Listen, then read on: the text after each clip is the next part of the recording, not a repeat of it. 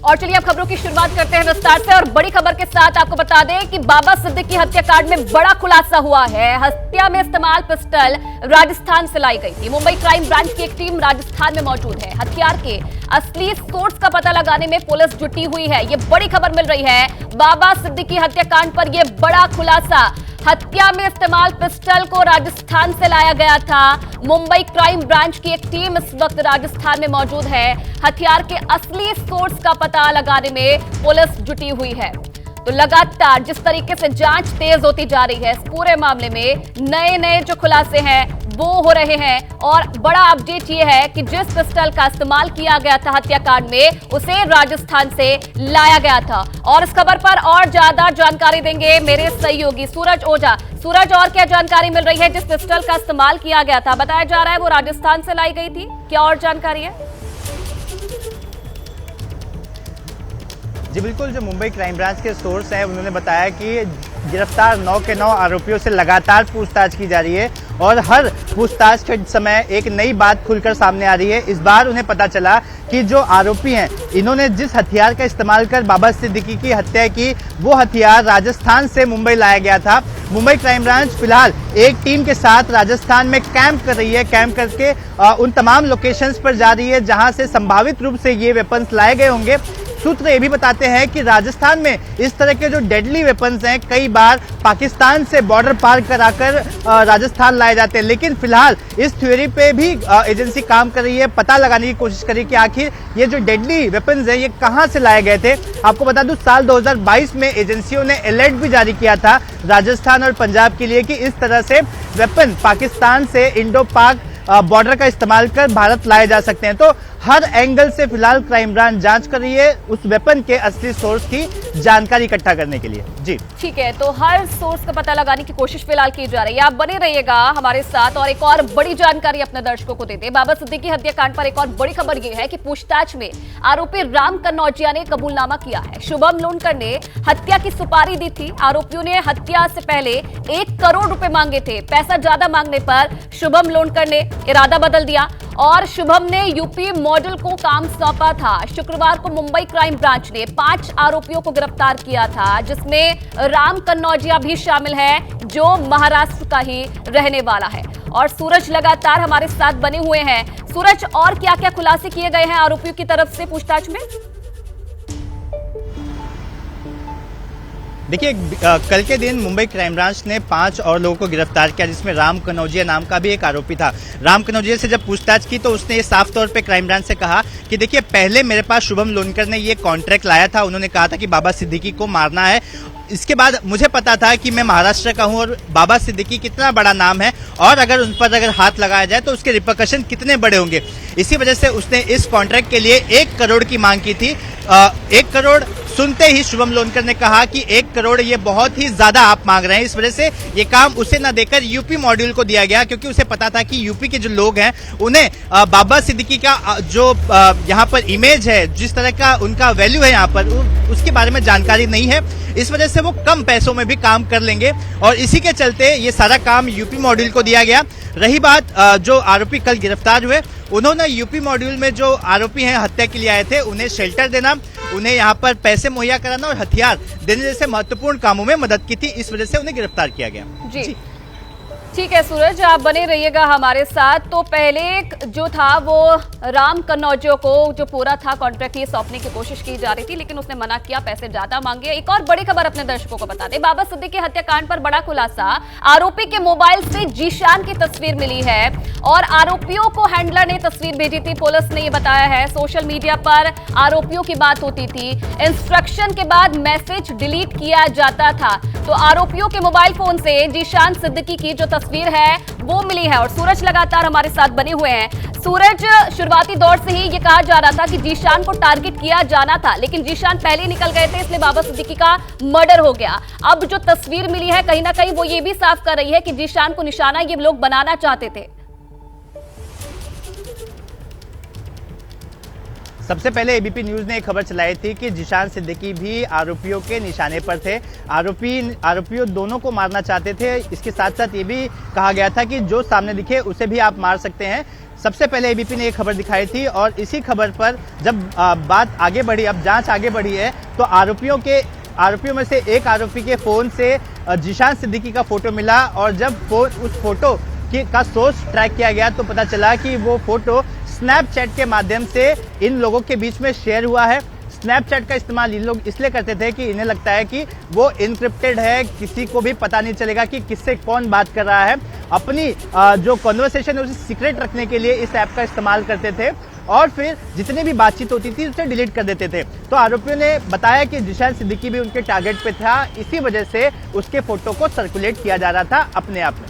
जी सूरज, अगर दूसरी तरफ जांच की बात की जाए, लगातार पुलिस की जांच भी इस पूरे मामले पर तेज है, लगातार जो है नए नए खुलासे होते जा रहे हैं। कहां तक पुलिस की जांच अब तक पहुंची है और जो आरोपी जिन्हें गिरफ्तार किया गया है और क्या क्या उनसे खुलासे हो पाए हैं अब तक? देखिए, ये जो गिरफ्तार हुए हैं ये वो लेयर है जिस लेयर तक सिर्फ प्लानिंग की बात कर सकते हैं, लेकिन अभी तक मोटिव सामने नहीं आया है।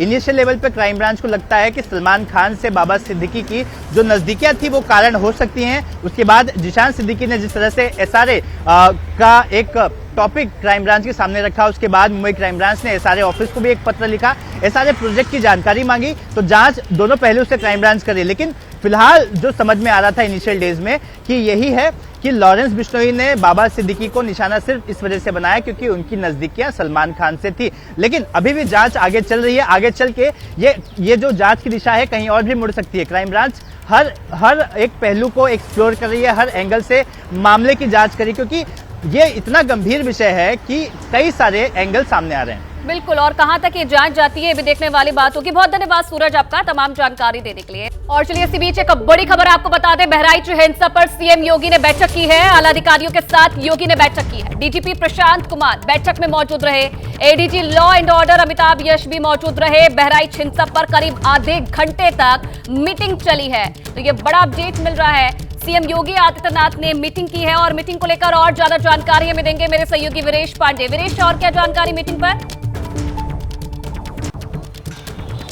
10:30 बजे से ये मीटिंग शुरू हुई और 11 बजे तक मुख्यमंत्री आवास पर बैठक चली, जिसमें डीजीपी प्रशांत कुमार, अमिताभ यश जो एसटीएफ के चीफ हैं, एटीएस के चीफ हैं, एडीजी लॉ एंड ऑर्डर हैं, संजीव गुप्ता जो होम सेक्रेटरी हैं और दीपक कुमार जो एसीएस होम हैं, उनके साथ मुख्यमंत्री की बैठक चली और मुख्यमंत्री के प्रमुख सचिव भी इस बैठक में मौजूद रहे। बहराइच के ताज़ा हालात पर चर्चा हुई, नोटिस पर चर्चा हुई, बुलडोजर की जो पॉलिसी है उसको किस रूप में अमल करेंगे बहराइच में, इस पर चर्चा हुई। उसके बाद से 11 बजे जब मंत्रियों के साथ उपचुनाव की बैठक शुरू हुई, उसके पहले ये बैठक खत्म हुई जो अधिकारियों के साथ चल रही थी। मुख्यमंत्री इस पूरे मामले को लेकर जानकारी ले रहे थे। आज माता प्रसाद पांडे जो नेता प्रतिपक्ष हैं, नेता विपक्ष हैं, वो भी बहराइच जाने वाले थे, लेकिन कानून व्यवस्था के मद्देनजर वहाँ कोई ऐसी अप्रिय घटना न हो जाए, कोई उपद्रव न हो जाए, माता प्रसाद पांडे को लखनऊ में रोक दिया गया है। माता प्रसाद पांडे जो नेता प्रतिपक्ष हैं अब से कुछ देर बाद विधानसभा में प्रेस को संबोधित करेंगे, अपनी बातों को रखेंगे। वो जा रहे थे पीड़ितों से मिलने, पार्टी के पदाधिकारियों से मिलने, बहराइच हिंसा के जो लोग हैं प्रभावित उनसे मिलने, उन्हें भी रोक दिया गया है। एक संवैधानिक पद है उसे रोका गया, इस बाबत भी चर्चा हुई है। कानून व्यवस्था को लेकर भी चर्चा हुई है। बहुत सारे विषयों को लेकर बहराइच और आसपास नेपाल के बॉर्डर से संबंधित बिल्कुल पूरी नजर है सीएम योगी आदित्यनाथ की इस पूरे मामले पर। बहुत धन्यवाद वीरेश तमाम जानकारी देने के लिए आपका। और आगे बढ़ेंगे बड़ी खबर के साथ। तो महाराष्ट्र में चुनाव का ऐलान हो गया है, लेकिन सीट बंटवारे को लेकर सस्पेंस अभी बना हुआ है। और बड़ी खबर यह है कि महाविकास आघाड़ी में विदर्भ को लेकर मतभेद बना हुआ है। सूत्रों के मुताबिक कांग्रेस विदर्भ में उद्धव गुट को 4 से 5 सीट देना चाहती है, लेकिन उद्धव गुट 8 से 9 सीट चाहता है। आज महाराष्ट्र कांग्रेस के प्रभारी रमेश चेन्निथल्ला मुंबई के दौरे पर हैं। आज उद्धव ठाकरे से उनकी मुलाकात हो सकती है, जिसमें सीट बंटवारे पर विवाद सुलझ सकता है। तो आज ये बैठक होनी है। सीट पर जो पेच है वो फंसा हुआ है। विदर्भ की सीट को लेकर कांग्रेस उद्धव गुट में मतभेद दिख रहा है। उद्धव गुट 8 से 9 सीट चाहता है, लेकिन कांग्रेस 4 से 5 सीट देने को तैयार है, सूत्र ये बता रहे हैं। और इसी बीच ये भी जानकारी मिल रही है, आज महाराष्ट्र कांग्रेस के प्रभारी रमेश चेन्नीथल्ला मुंबई के दौरे पर है और आज उद्धव ठाकरे से उनकी मुलाकात हो सकती है, जिसमें कहीं ना कहीं ये माना जा रहा है कि जो सीट बंटवारे पर विवाद है वो सुलझ सकता है। आने वाले समय में चुनाव होना है, लेकिन उससे पहले सीटों को लेकर जो बंटवारा है वो हो नहीं पा रहा है, पेच फंसा हुआ है। मुंबई के दौरे पर है महाराष्ट्र कांग्रेस प्रभारी और जिन जिन सीटों पर सहमति नहीं बन पा रही है उन पर सहमति बनाने की कोशिश करेंगे, जिनमें से विदर्भ की भी एक सीट है। उद्धव गुट 8 से 9 सीट चाहता है, सूत्र ये बता रहे हैं, लेकिन कांग्रेस सिर्फ 4 से 5 सीट देने को तैयार है। और माना जा रहा है कि आज उद्धव ठाकरे से मुलाकात कर सकते हैं रमेश चेन्नीथल्ला। और सूरज ओझा इस खबर पर और ज्यादा जानकारी हमें देंगे। सूरज, जो ये पेच है विदर्भ की सीट को लेकर, ये आखिरकार क्यों फंसा हुआ है और क्या आज मुलाकात के बाद, क्योंकि मुलाकात भी आज हो सकती है उद्धव ठाकरे की रमेश चेन्नीथल्ला से, तो क्या माना जाए कि जो सस्पेंस है, जो ये चीज है, ये सुलझ सकती है इसके बाद, मीटिंग के बाद? देखिए, इनकी कोशिश तो वही है और आपको बता दें कि अभी कुछ ही सेकंड्स पहले रमेश चेन्नीथल्ला मातोश्री पहुंचे हैं और उद्धव ठाकरे से मुलाकात करेंगे। फिलहाल अंदर उद्धव ठाकरे और संजय राउत दोनों मौजूद हैं। विदर्भ की जिन सीटों को लेकर बवाल चल रहा है और आपसी मतभेद पैदा हुए हैं, इसी को लेकर बीच का हल निकालने के लिए सारे नेता हैं हमारे साथ। हमारे संवाददाता कृष्णा ठाकुर भी है, उनसे समझेंगे, लगातार इस खबर को फॉलो कर रहे हैं। कृष्णा, जिस तरह का मतभेद चल रहा था कल नाना पटोले और संजय राउत के बीच, खुलकर ये मतभेद सामने आया।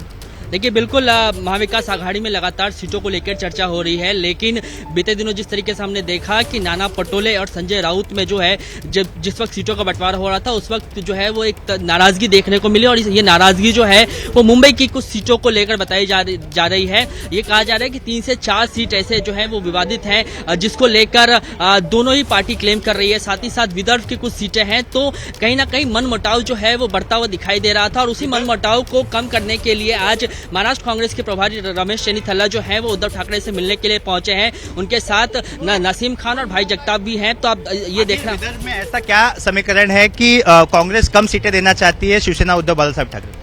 देखिए, विदर्भ के लिए कहा जाता है कि जैसे लोकसभा के लिए ये कहावत फेमस है कि अगर आपको लोकसभा में किसी गद्दी पानी है तो उसका रास्ता जो है वो यूपी और बिहार से होके जाता है। ठीक उसी तरीके से महाराष्ट्र के लिए ये कहावत प्रचलित है कि अगर महाराष्ट्र की गद्दी पर आपको काबिज होना है सूरज, तो आपको विदर्भ से होकर गुजरना होगा। इसके लिए विदर्भ हमेशा से ही जो है वो एक हॉट पॉइंट रहा है सभी पार्टियों के लिए। और विदर्भ में जो सीधा मुकाबला है वो किसी क्षेत्रीय पार्टी का नहीं है, सीधा मुकाबला विदर्भ में बीजेपी और कांग्रेस के बीच में रही है हमेशा से। कांग्रेस जिस तरह से लोकसभा में उसका प्रदर्शन था, ज्यादा सीट्स मिली थी, उसी तरह का विचार इस वक्त भी है और इसी वजह से सबसे ज्यादा सीट्स वो चाहती है लड़ाई करने के लिए। बिल्कुल, देखिए, मनोबल जो है वो कांग्रेस का बहुत ही बड़ा है। 2019 में 1 सीट पे कांग्रेस ने जीत हासिल की थी। उसके बाद जो है वो अब वो 1 सीट से 13 सीट का आंकड़ा कांग्रेस ने छू लिया है। तो निश्चित तौर पे मनोबल जो है वो कांग्रेस का बढ़ा हुआ है और इसी बढ़ते मनोबल के चलते कांग्रेस ये चाहती है कि बार्गेनिंग करते समय उनको ज्यादा से ज्यादा सीट हमें मिले और खास तौर पर विदर्भ हमेशा से ही कांग्रेस की पहली पसंद रही है। इसके लिए विदर्भ के सीटों के बंटवारे को लेकर जो तल्खी है वो हमें देखने मिली थी। तो आपने सुना कि विदर्भ इतना इम्पोर्टेंट है कि लोगों को ये कहावत है राजनीतिक जगत में कि अगर आपको महाराष्ट्र के तख्त पर बैठना है तो आपको विदर्भ से होकर गुजरना पड़ेगा, जैसा कि कृष्णा ठाकुर बता रहे थे। तो आप देख सकते हैं कि कुछ समय बाद ये पिक्चर साफ हो जाएगी कि जिस तरह के मतभेद हैं उसका क्या हल निकला, क्योंकि अगर ये मतभेद बना रहा तो इसके परिणाम विधानसभा चुनाव में देखने मिल सकता है। चलिए, मुलाकात के बाद मतभेद खत्म होता है ये नहीं, ये भी देखने वाली बात है। बहुत धन्यवाद सूरज आपका तमाम जानकारी देने के लिए। और चलिए आगे बढ़ेंगे, एक और बड़ी खबर आपको बता दें। दिल्ली विधानसभा चुनाव की तैयारी में आम आदमी पार्टी जुट गई है। पार्टी पदाधिकारियों की आज अरविंद केजरीवाल बैठक लेंगे। आज शाम 5 बजे बैठक करने वाले हैं अरविंद केजरीवाल। तो दिल्ली विधानसभा चुनाव की तैयारी में आम आदमी पार्टी जुटी हुई है और दीपक रावत इस खबर पर और ज्यादा जानकारी देंगे। दीपक, क्या एजेंडा रहने वाला है इस बैठक का? देखिए, लगातार ही अरविंद केजरीवाल जब से जेल से बाहर आए हैं तभी से वो इलेक्शन मोड में है और उन्होंने सीधे तौर पर ये कहा था कि कोई भी कोर कसर नहीं छोड़ना चाहते। लगातार बैठकें कर रहे हैं, जनसभाएं कर रहे हैं, जनता की अदालत लगा रहे हैं और उसी कड़ी में आज बड़ी बैठक बुलाई गई है। शाम को 5 बजे पीतमपुरा में होनी है, जिसमें तमाम पार्टी के वरिष्ठ नेता, दिल्ली से सांसद, विधायक, पार्षद और तमाम बड़े पदाधिकारी जो हैं वो मौजूद रहेंगे और आगे की रणनीति पर बात होगी कि आने वाले दिनों में, क्योंकि अब करीबन 3 महीने का वक्त है और ऐसे 3 महीने में आम आदमी पार्टी क्या क्या कोशिश करेगी ताकि ज्यादा से ज्यादा जो लोगों तक अपनी वोट अपील पहुंचाई जा सके। जी ठीक है दीपक, बहुत धन्यवाद आपका तमाम जानकारी देने के लिए। तो आज शाम 5 बजे अरविंद केजरीवाल ये बड़ी बैठक करने वाले हैं। चुनाव होने हैं आने वाले समय में दिल्ली में और इसलिए ये बैठक काफी अहम मानी जा रही है। तमाम जो एजेंडे रहने वाले हैं, किस तरीके से पार्टी आगे काम करेगी, चुनाव को लेकर क्या कुछ रणनीति बनाई जाएगी, किस तरीके से जो मंत्री हैं, कार्यकर्ता हैं, उन्हें लगाया जाएगा, इसे लेकर आज जो चर्चा है वो की जाएगी। पार्टी पदाधिकारियों को बुलाया गया है, बैठक लेंगे अरविंद केजरीवाल। शाम 5 बजे ये बैठक होने वाली है। अरविंद केजरीवाल ये बैठक करेंगे। दिल्ली विधानसभा चुनाव की तैयारी में आम आदमी पार्टी जुट गई है और तैयारियों को लेकर किस तरीके से आगे काम किया जाएगा, दिल्ली की जनता तक किस तरीके से पहुंचा जाएगा, क्योंकि अरविंद केजरीवाल लगातार इस मिशन में डटे हुए हैं। जनता अदालत वो कर रहे हैं, लगातार जनता के बीच में वो जा रहे हैं। अब जब चुनाव नजदीक आते जा रहे हैं, किस तरीके से इस अभियान को और तेजी से बढ़ाना है, कार्यकर्ताओं को कैसे लगाना है, जो तमाम और नेता है उन्हें किस तरीके से लगाना है ताकि जो जीत है वो पाई जा सके दिल्ली में, इससे लेकर ये बड़ी जो तैयारी है वो कर रही है आम आदमी पार्टी और इससे लेकर आज मंथन किया जाएगा, जिसके लिए ये बैठक बुलाई गई है अरविंद केजरीवाल की तरफ से। तो आज शाम 5 बजे ये बड़ी बैठक करने वाले हैं अरविंद केजरीवाल। तो कल गया के बेलागंज में प्रशांत किशोर की सभा में हंगामा हो गया। हंगामा एक संभावित उम्मीदवार का नाम लेने पर हो गया है। बेलागंज और इमामगंज में उपचुनाव होना है। प्रशांत किशोर ने जब एक संभावित उम्मीदवार का नाम लिया तो दूसरे संभावित उम्मीदवार के समर्थक भड़क गए और हंगामा करने लगे। इसके बाद प्रशांत किशोर ने सबको शांत करने की कोशिश की। तो बिहार में उपचुनाव होने हैं, लेकिन इस बीच प्रशांत किशोर की सभा में किस तरीके से हंगामा हो गया उसकी तस्वीर आपके सामने है। एक संभावित उम्मीदवार का नाम जब उन्होंने लिया तो जो दूसरे संभावित उम्मीदवार के समर्थक थे वो भड़क गए और जमकर हंगामा किया। ये क्या कर रहे हो आप लोग? ये कौन तरीका है भाई? गलत तरीका है। ये जन सुराज का महफिल है, ये जन सुराज का मजलिस है। इत्मीनान से सुनिए और इसके ईमानदारी पर, शुद्धता और इसके प्रोसेस पर उंगली मत उठाइए। परिणाम सुने बगैर नारा लगाओगे तो गर्दन कट जाएगा। शांति से बैठिए, आप हम पर दबाव नहीं बना सकते।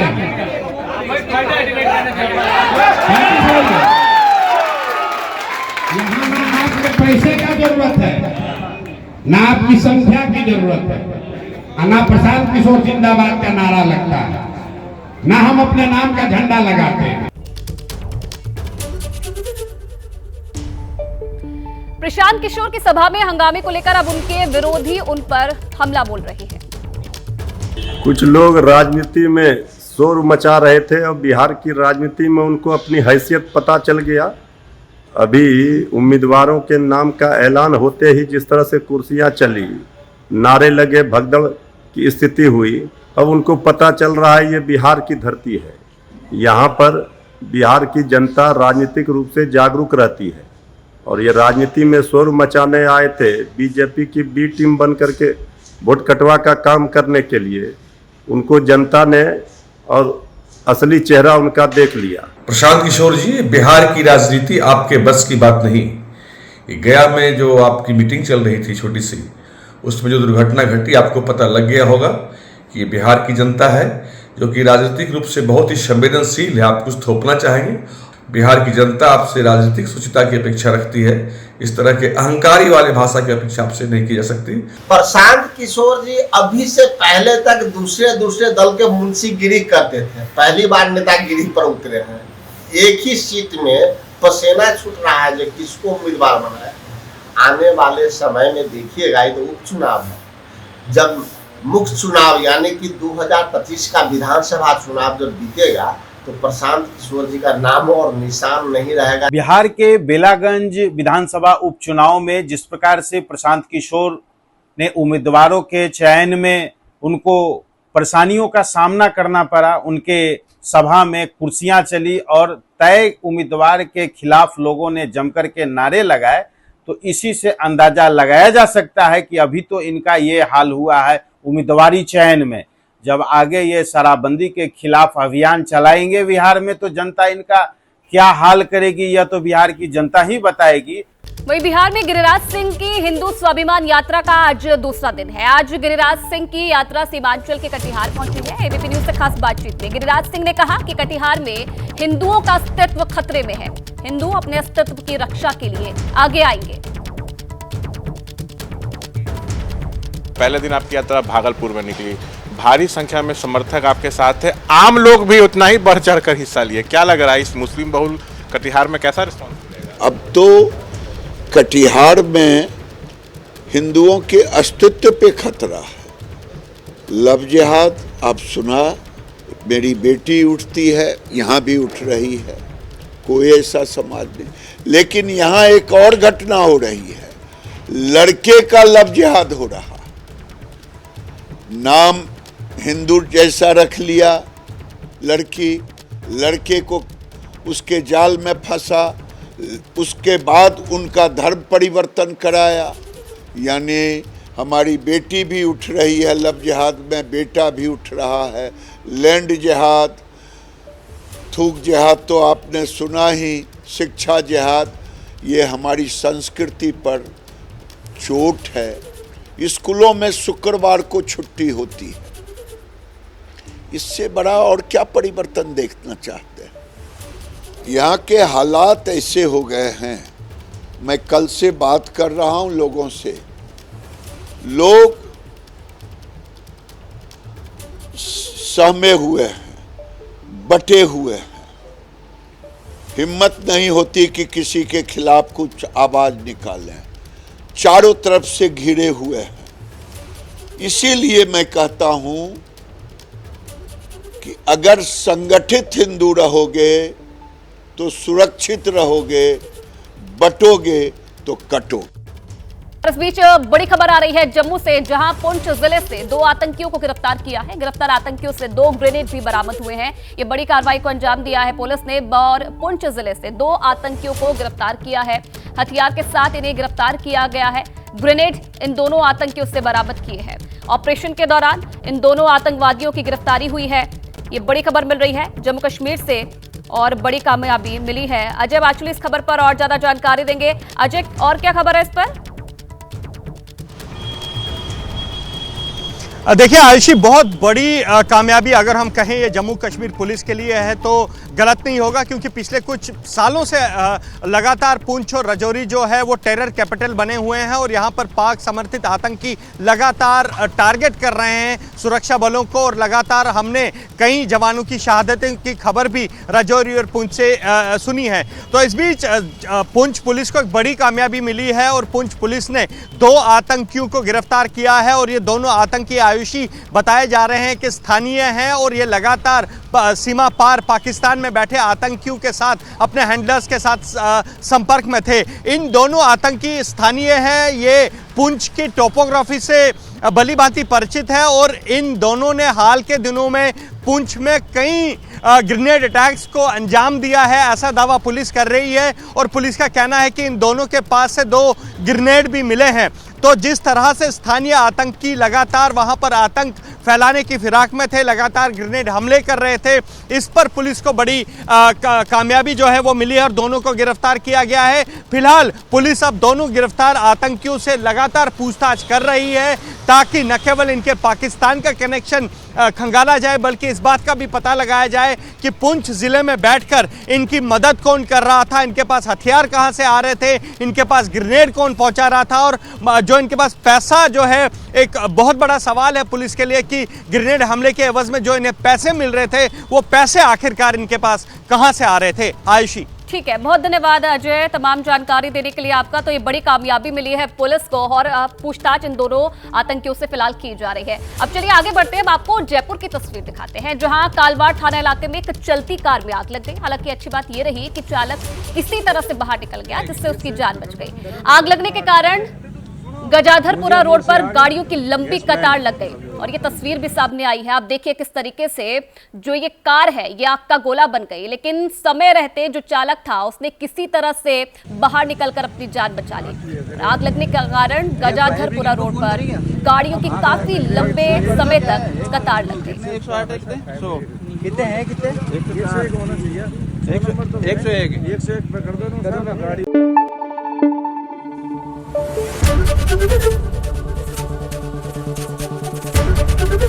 ABP न्यूज आपको रखे आगे।